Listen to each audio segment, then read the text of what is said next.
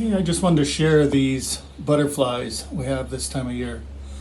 They're called Mourning Cloak butterflies.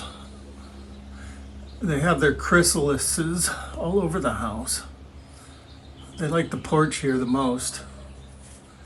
There's a caterpillar before it makes its cocoon chrysalis.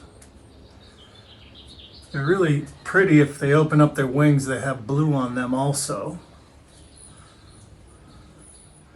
One year, I counted 400 chrysalises on the house. I don't know, they like the porch here the most. They're a little bit messy. When they come out of their chrysalis, they like bleed. And this stuff gets all over the place.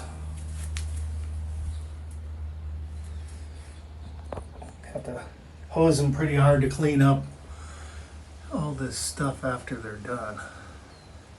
But anyways, always something going on somewhere in the yard.